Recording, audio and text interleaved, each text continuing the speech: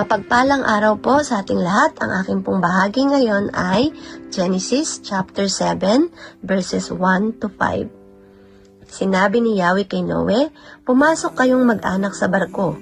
Sa lahat ng tao'y ikaw lamang ang nakita kong namumuhay ng matuwid. Magdala ka ng 7 pares sa bawat hayop na malinis at 1 pares naman sa di malinis. 7 pares din sa bawat uri ng ibon ang iyong dadalhin. Gawin mo ito upang magpatuloy ang kanilang lahi sa balat ng lupa. Pagkaraan ng 1 linggo, pauulanin ko ng 40 araw at 40 gabi upang lipulin ang lahat ng aking nilikha sa daigdig." At ginawa nga ni Noe ang bawat iniutos ni Yahweh. Amen. Good evening po sa ating lahat. Narito po yung aking verse ngayong gabi. Genesis chapter 7 of 6 to 9. Noah was 600 years old when the flood water came to the earth. And Noah and his son and his wife and his son's wives entered the ark to escape the water of the flood.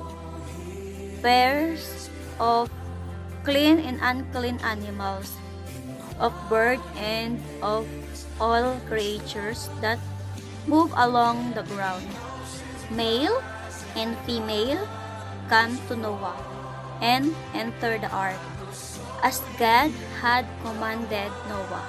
Amen po. A blessed Tuesday afternoon po sa ating lahat. Here is our daily devotion. We are still in the book of Genesis.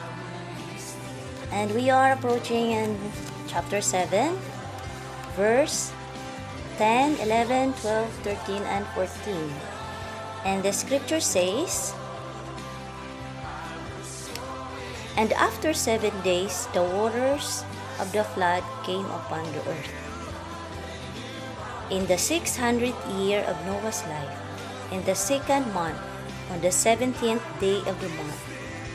On that day, all the fountains of the great deep burst forth, and the windows of the heavens were opened, and rain fell upon the earth 40 days and 40 nights.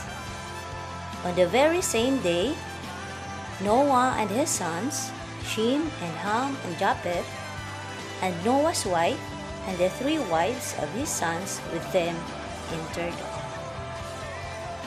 They and every beast according to its kind, and all of the livestock according to their kinds, and every creeping things that creeps on the earth according to its kind, and every bird according to its kind, every winged creatures." The words of the Lord. Amen. So dito po sa chapter na ito po yung pagpasok na po nila sa ark na pinagawa po sa kanya nating Panginoon. Buong pamilya po niya at saka yung kanilang mga alagang ibinili ng Diyos na dapat ipasok doon po sa ark. So ayan po. Amen. Genesis chapter 7 verse 15 to 17. 2 by 2 they came into the boat, representing every living thing that breathes.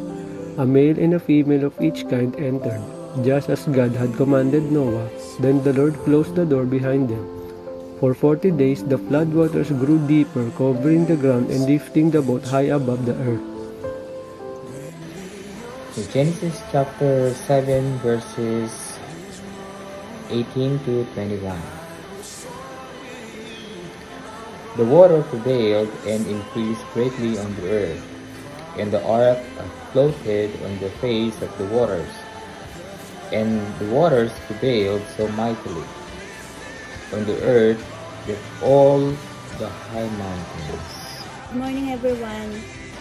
My devotion for today, Genesis 7, 22 to 24.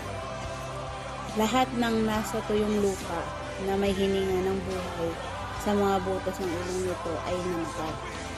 ng bawat bagay na may buhay sa balat ng lupa ay nalitol. Ang mga tao at mga hayop at mga nilalang na gumagalaw sa lupa at ang mga ibon ay napawi sa lupa. Si Noe lamang ang naiwan at ang mga kasama niya sa arka. Ang tubig ay bumaha sa lupa sa loob ng 150 araw. Amen.